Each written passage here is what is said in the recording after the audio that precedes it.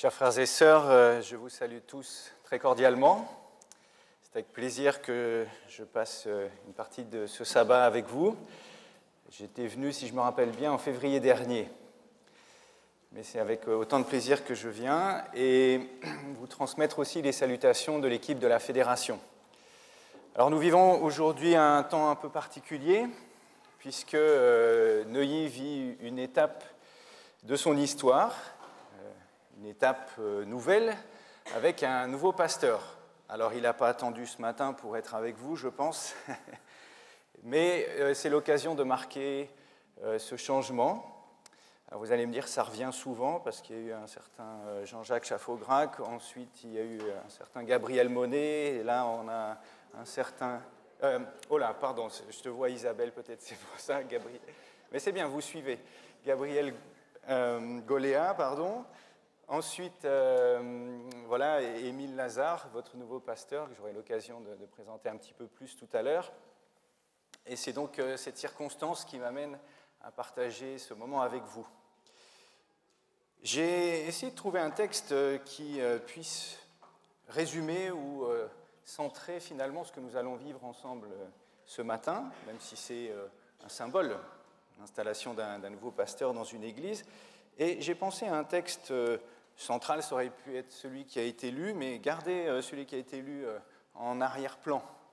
Je voudrais partager avec vous quelques pensées que Dieu m'a inspirées, je pense, dans Jean au chapitre 20. Il y a des sabbats qui sont plus beaux et plus faciles à vivre que d'autres. Enfin, je ne sais pas pour vous, mais je pense qu'il y a des sabbats, en dehors du fait que certains sabbats ressemblent à des marathons, le jour du repos, mais on enchaîne les réunions, les cultes, etc.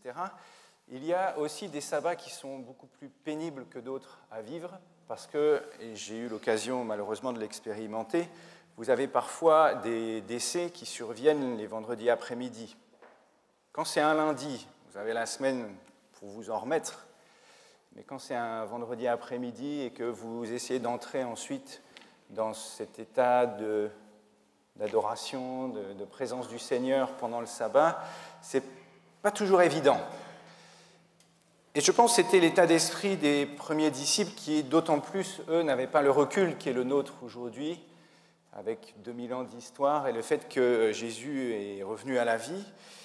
Et donc, je voudrais qu'on prenne le temps ce matin de parcourir un tout petit peu Jean chapitre 20. Une certaine Marie, et je ne prendrai pas, parce que quand on compare les évangiles, on se dit, tiens, qui exactement, appelons-la Marie ?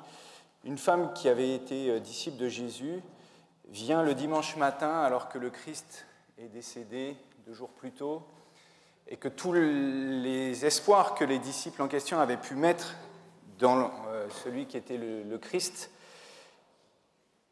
eh bien, étaient anéantis. Ils n'avaient pas compris ce que Jésus leur avait enseigné pendant de longues heures, bizarrement, qui devait revenir à la vie.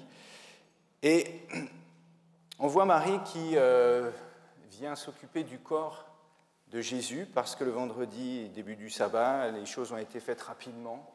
Et donc le dimanche matin tôt, elle se rend à la tombe et elle découvre quelque chose de particulier, parce que la pierre qui fermait l'entrée de ce tombeau a été roulée, donc c'est ouvert. Et là, elle prend son téléphone et elle envoie un WhatsApp à ses copains disciples. Ah non, elle ne peut pas, c'est pas comme ça qu'on faisait à l'époque. Donc elle se met à courir et elle va trouver Pierre et Jean, probablement. En tout cas, il s'appelle celui que Jésus aimait. Et les 2 disciples en question n'ont pas trop confiance en Marie. Ils se disent, tiens, qu'est-ce qui se passe ? Mais ils veulent aller voir. Donc ils courent. Celui qui est plus jeune, Jean, va plus vite que Pierre. Ils arrivent et ils constatent eux-mêmes qu'effectivement la pierre a été roulée. Pierre, qui est beaucoup plus courageux peut-être, téméraire que son ami Jean, va même rentrer et constater qu'effectivement, non seulement la pierre a été roulée, mais en plus le corps de Jésus n'est plus là. C'est une deuxième étape douloureuse à vivre. Et on sait par expérience que les personnes qui, par exemple, ont leurs proches qui décèdent dans un accident d'avion dont on ne retrouve pas les corps, ont encore plus de difficultés à vivre leur processus de deuil. Et alors les deux disciples rentrent, certainement encore bouleversés et se posant beaucoup de questions.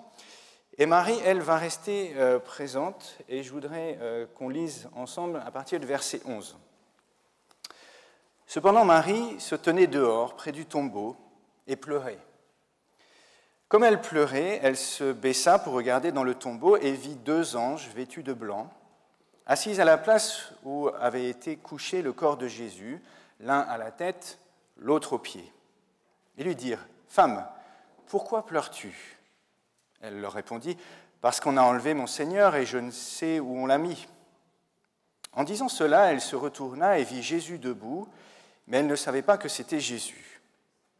Jésus lui dit : « Femme, pourquoi pleures-tu ? Qui cherches-tu » Pensant que c'était le jardinier, elle lui répondit : « Seigneur, si c'est toi qui l'as emporté, dis-moi où tu l'as mis et je le prendrai. » Jésus lui dit : « Marie. » Elle se retourna et lui dit en hébreu : « Rabouni », c'est-à-dire « maître ».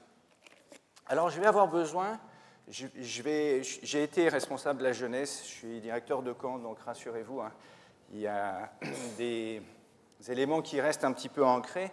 Donc je vais me déplacer et je vais avoir besoin de, si possible, 4 volontaires. Alors rassurez-vous, ils seront encore vivants tout à l'heure. Allez, 4 jeunes qui viendraient avec moi. Si possible, au moins un garçon et une fille. Oui, bien. Allez. Bien. Alors, encore 2 autres courageuses ou courageuses. Là, 2. Allez. Il n'y a rien à dire, il y a juste à rester debout. Ah, voilà, une courageuse. Merci. Alors, toi, tu seras Marie, si tu veux bien. J'ai besoin, si tu es Jésus, de 2 anges. Alors, je disais tout à l'heure, on peut avoir soit une fille, soit un garçon, parce que c'est que des anges, on ne sait pas trop. Donc, ça peut aller. Allez, viens. Merci. Encore un. Ou une. Alors, on va transformer, puisqu'il y a un monsieur qui a eu du courage, ça va être Jésus. Allez, il me faut une... Ouais, ça serait plus logique. 4e personne. Tiens, viens. Je vous promets, il n'y aura pas de blessés, ça va bien se passer. Un adulte, alors. Ah, voilà, merci. Alors, on va essayer. Jésus, je vais te demander de te mettre un petit peu plus loin. Pour l'instant, tu n'es pas présent dans la scène. Alors, oui, j'ai changé. Parce que, tu vois, physiquement, ça ressemble un peu plus à Jésus, je pense. Alors, je vais prendre 2 anges. D'accord ? On va mettre les 2 anges. Si vous voulez bien, vous mettez comme ça. Il ne faut pas que je me trompe. Voilà. Ici, on a donc Marie. D'accord ? Elle voit 2 anges au niveau de la tombe. Ça va jusqu'ici ? Les 2 anges lui demandent : pourquoi est-ce que tu pleures ? Marie va répondre : parce que je ne trouve pas le corps de Jésus. Ok, jusqu'ici ? Ça va bien. Les 2 anges semblent disparaître, donc merci aux anges, j'avais dit, c'était pas très compliqué, hein ? C'est tout. Et on va prendre Jésus maintenant. Retenez bien ce qui s'est passé. Marie se tourne et elle voit Jésus. Ah, je me suis trompé.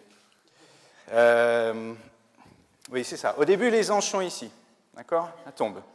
Marie voit les anges, une petite discussion avec eux. Elle se tourne.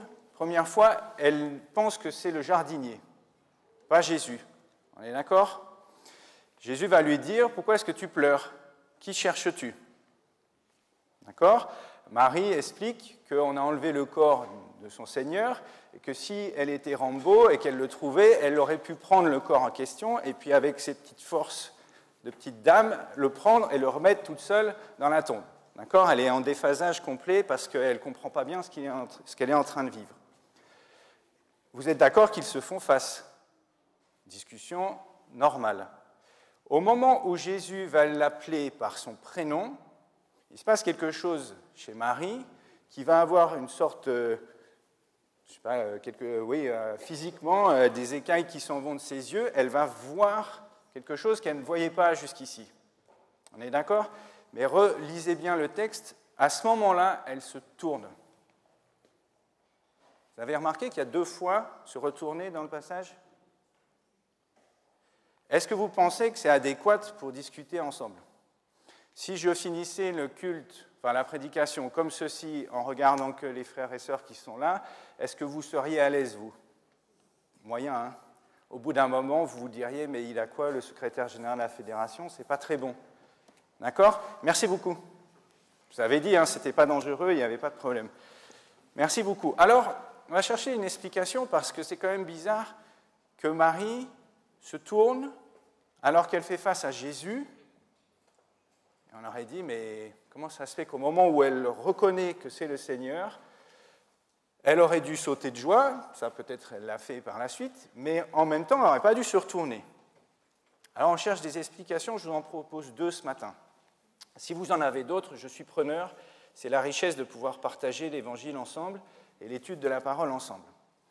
La première explication à laquelle j'ai pensé, c'est le fait que Jean veut susciter, et c'est ce qu'il dit d'ailleurs au chapitre 20 qu'on est en train de lire ensemble, au verset 30, Jésus a fait encore en présence de ses disciples beaucoup d'autres miracles qui ne sont pas écrits dans ce livre, mais ceci est écrit afin que vous croyiez que Jésus est le Christ, le Fils de Dieu, et qu'en croyant vous ayez la vie en son nom. Donc il y a un objectif particulier chez Jean, faire naître la foi. Mais il a un deuxième objectif, me semble-t-il, c'est de faire comprendre, et ça nous dépasse un petit peu, c'est normal, c'est de Dieu dont il est question, que Dieu, qui est un, et en même temps 3. C'est compliqué les matins avec Dieu. Hein? Dieu qui est un et 3. Et que c'est Dieu lui-même qui est venu en Jésus, son Fils, vivre sur notre petite planète pour nous sauver.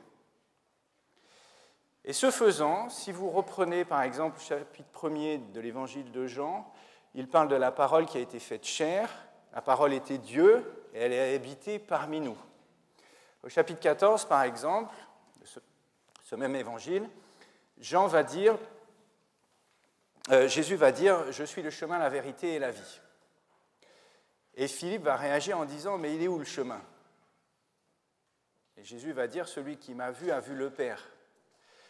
Dans Jean 17 aussi, la fameuse prière de Jésus qui nous a été rapportée, Jésus parle de l'unité et le Père, le Fils, en gros, c'est la même chose, d'accord ? Peut-être une des pistes, c'est que quand Marie reconnaît que c'est Jésus, en même temps elle reconnaît que c'est Dieu, parce qu'il n'y a que Dieu pour vaincre la mort. Il n'y a que Dieu pour ressusciter quelqu'un. Il n'y a que Dieu pour être vainqueur du mal, de Satan, etc. Et donc quand elle constate ça, certains se seraient peut-être agenouillés, mis à plat ventre par terre, elle se tourne.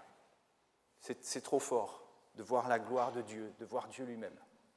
Première piste. La deuxième piste, et ça reste des pistes, et elles peuvent être complémentaires et pas forcément opposées. La deuxième piste, c'est le sens même du mot « se retourner ».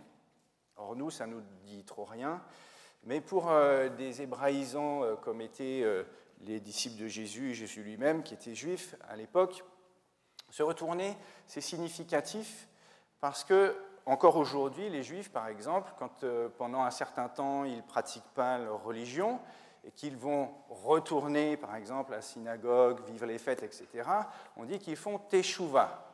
Or, le mot hébraïque, là c'est en grec, mais le mot hébraïque qui est derrière ce mot se retourner en grec, c'est chouv. Est-ce que Marie, au moment où elle voit Jésus et elle entend son prénom qui est prononcé par le Christ, n'est pas en train de se retourner, de se convertir ? Parce que jusque-là, elle avait Jésus devant elle, mais elle était incapable de reconnaître que c'était le Christ. C'est la même chose pour nous. On peut être les enfants, par exemple, connaître plein de choses sur Jésus, voir Jésus, entre guillemets, mais pas le reconnaître, pas se convertir, pas vivre quelque chose de particulier avec lui. On a des informations, on a des connaissances, mais on ne vit pas forcément une réalité, un lien particulier avec lui. Donc alors, Jean, d'une manière symbolique, essaye de signifier qu'il y a quelque chose qui s'est passé en Marie, dans son cœur, dans ses pensées, qui ont fait que quand elle a entendu son prénom, elle a reconnu Jésus comme étant son sauveur et son Seigneur. C'est la conversion. Et c'est le cœur, mes amis, de la raison d'être de l'Église. L'Église, corps du Christ, ce n'est pas juste le gentil club où il fait beau et on s'amuse bien. Je suis un petit peu caricatural. Pas juste un endroit où on vient s'asseoir le sabbat matin, mais le cœur de l'Évangile est prononcé et vécu par cette Église, qui est la volonté du Seigneur, d'avoir des hommes, des femmes qui s'engagent pour lui et qui vont être comme Marie. Verset 17, Jésus va lui dire « Ne me touche pas, car je ne suis pas encore monté vers mon Père, mais va vers mes frères et dis-leur que je monte vers mon Père et votre Père, vers mon Dieu et votre Dieu. » Marie-Madeleine vint annoncer aux disciples qu'elle avait vu le Seigneur et qu'il lui avait dit ces choses.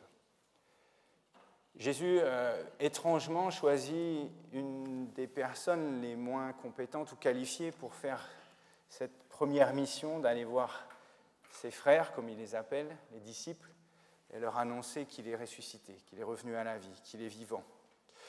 Il a besoin de monter vers son Père, je ne rentrerai pas dans les détails non plus, parce que apparemment, il fallait que Dieu, le Père, valide la mission accomplie par Jésus, avant qu'il revienne vivre un certain nombre de jours avec ses disciples et monter à nouveau au ciel. Choisir Marie, c'était choisir un cheval avec des blessures et un handicap. Parce qu'une femme à l'époque, et là Jésus est assez révolutionnaire, elle n'était pas faite pour autre chose que la nourriture, le ménage et s'occuper de l'éducation des enfants. Et ce n'était pas son rôle dans la société de l'époque d'être porte-parole, surtout d'une nouvelle, d'un message aussi extraordinaire, Jésus le Seigneur est vivant. Et parfois l'Église, elle est un petit peu comme Marie, elle n'est pas toujours très belle, très adaptée à la mission que Jésus lui a confiée, pas toujours non plus très apte à cette mission, et parfois on se dit, mais Seigneur, moi je ne suis pas capable, je ne peux pas, j'y arriverai pas.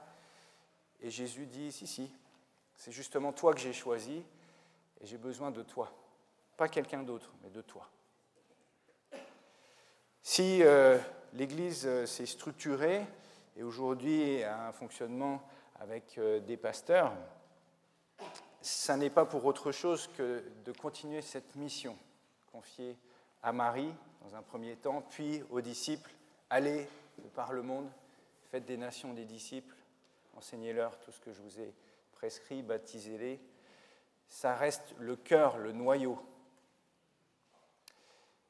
Et Jésus a besoin de chacun de nous pour cette mission. Alors, l'Église s'est organisée et elle a mis en place des pasteurs. Si vous relisez le Nouveau Testament pour essayer de voir quel est le rôle du pasteur, vous serez bien embêtés parce qu'il n'y a que 3 passages où le mot « pasteur » apparaît dans le Nouveau Testament. Il y en a 2 pour dire que le vrai berger, le pasteur, c'est Jésus, le berger suprême, le grand berger. Et puis il y en a un autre, c'est Éphésiens 4:11, qui dit que Dieu a mis en place des docteurs, des évangélistes, etc., et des pasteurs. On se dit, mais c'est quoi leur fonction alors? Ce n'est pas toujours évident.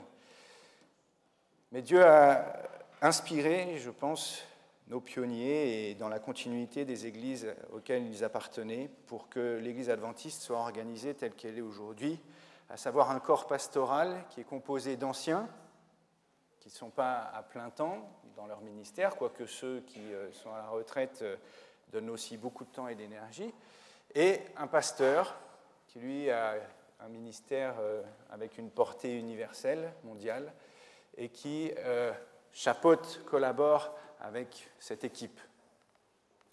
Alors peut-être qu'on a un petit peu perdu ce qu'est la notion de berger, de pasteur. On a peut-être cette image d'Épinal, comme on dit, le berger avec quelques moutons et on voit une belle photo. Ça n'était pas un travail facile. C'est un travail solitaire la plupart du temps, et le pasteur est parfois bien seul dans ses prières et dans ses défis à relever. C'était aussi de longs déplacements, des dangers avec l'attaque de certains animaux sauvages. Et cela impliquait de connaître ces animaux, les moutons, de leur fournir la nourriture adéquate, de les guider dans leur marche et de leur donner l'eau fraîche, de garder le troupeau uni, de connaître les maladies que ces animaux pouvaient contracter et savoir comment les soigner, aider parfois aussi les femelles à mettre bas, ôter les cailloux coincés dans les sabots, voilà un petit peu tout ce que ça pouvait représenter. La différence avec les animaux, et l'image est toujours limitée dans la portée qu'elle essaye de faire comprendre, qu'elle véhicule, c'est que le berger n'était pas un mouton. Aujourd'hui, le berger est aussi un mouton. Et je me présente devant vous comme un mouton. Il y a des responsabilités qui sont différentes, mais je suis un mouton comme les autres. Si vous préférez une brebis ou un agneau, pour ceux qui se retrouvent plus dans ce côté féminin ou enfant de l'animal. Alors, le pasteur, il a parfois donc un ministère qui n'est pas toujours évident à accomplir, et j'ai essayé de moderniser un petit peu cette image du berger, qui nous parle peut-être plus beaucoup, avec un certain nombre de métiers qui pourraient symboliquement représenter le ministère du pasteur. Alors je vais commencer en disant qu'il est chercheur de Dieu, chercheur biblique, en tout cas c'est sa vocation première, espérons-le, mais aussi parfois avocat, parce qu'il a le rôle de médiateur à jouer entre un frère et une sœur, des groupes dans l'Église parfois. Il est président parce qu'il assume la présidence des assemblées, des comités, mais aussi d'un point de vue structure associative qui servent de support pour les églises locales, président de 2 associations, une cultuelle, une culturelle. Il est aussi appelé à être architecte et ouvrier dans le bâtiment, parce que même si ce n'est pas lui qui fait, il a besoin de suivre ce qu'on lui explique en disant « Mais pasteur, entre telle méthode et telle autre, ou telle entreprise et telle autre, il faut choisir celle-là. Il faut quand même qu'il ait un minimum de connaissances pour arriver à suivre ce qui se dit. » Il est appelé à être conseiller conjugal quand il accompagne des couples dans leur chemin pour se marier, et même ensuite quand le mariage est fait, quand il y a parfois quelques tensions. Il est appelé à être psychologue, alors ce n'est pas son métier bien entendu, hein, mais il y a parfois des situations compliquées à gérer. Animateur de jeunesse, voire éducateur spécialisé, ça peut arriver également. Être comptable ou trésorier quand il faut suivre ce qui se fait au niveau de l'argent de l'Église. Médecin parce qu'on vient toujours lui demander si telle ou telle chose au niveau de la santé, ça marche bien ou pas, ou qu'est-ce qu'on devrait faire. Il est parfois archéologue lorsque la fédération lui dit il faut trouver tel document et la secrétaire est en vacances. Alors il se met à fouiller dans les armoires et ça te rappelle quelque chose, Gilles, ouais. Il y a du vécu. Oui, c'est ça. Donc archéologue, informaticien, parce que de temps en temps, il faut suivre aussi ce que font les techniciens, l'équipe là-haut. Chauffeur de taxi le soir après une réunion qui a duré un peu longtemps, qui a plus de métro et de RER. Déménageur quand l'église vient changer de lieu de culte, etc., etc. Et alors j'ai un ami, et je finirai avec ça, un ami qui, quand il me voit, il n'est pas adventiste, pas chrétien, mais il me dit « Ah tiens, voilà le VRP du Christ ». Alors au début, ça m'a fait un petit peu bizarre qu'il m'appelle comme ça. Puis après, j'ai réfléchi, je me suis dit « Mais finalement, il n'a pas tort, parce que sous forme de boutade, il a dit quelque chose d'intéressant. Le VRP, alors peut-être que certains ne savent pas trop ce que c'est, mais un VRP, c'est quelqu'un qui a un travail, généralement dans le monde des assurances ou des banques, et qui est voyageur, le V, représentant le R et placier, le P. Et alors le VRP du Christ, qui est peut-être mon collègue Émile et moi-même, Gilles en son temps, il est celui qui voyage, et c'est vrai que le pasteur voyage pas mal, celui qui est le représentant, et on peut l'espérer, le digne représentant de Jésus-Christ, celui pour qui il travaille, entre guillemets, et puis celui qui est placier, parce que l'objectif, la mission de l'Église, c'est justement de placer Jésus-Christ dans la vie de quelqu'un, de plusieurs personnes, avec cette conversion possible et d'accompagner les personnes concernées dans cette conversion. VRP du Christ. Alors, cher Émile, je te souhaite, et je souhaite aussi à cette Église de Neuilly, de vivre une étape de cette histoire de l'Église de Neuilly, la plus belle et la plus riche possible, dans l'accompagnement, dans le soutien, dans aussi la direction de cette Église, pour qu'elle accomplisse et continue d'accomplir, parce que ce n'est pas parce qu'il y a un nouveau pasteur que tout ce qui était fait avant doit changer systématiquement, mais continue d'accomplir la mission qui lui a été confiée, qui consiste à rayonner de l'amour, de la joie, de la grâce et de la miséricorde de Jésus-Christ, ce même amour qui a été plus fort que la mort et qui a permis à notre Seigneur de revenir et de vivre et d'être encore aujourd'hui vivant, et de nous laisser cette promesse d'un retour, d'un moment où il va mettre fin à ce monde tel que nous le connaissons, et où il pourra mettre un terme à tout ce qui est mauvais, tout ce qui nous fait mal, et enfin instaurer un royaume qui sera son royaume, fait de paix, d'harmonie et de sécurité. Que Dieu vous bénisse dans ce sens, et que vous puissiez accomplir la mission qu'il a confiée à son Église en Jésus.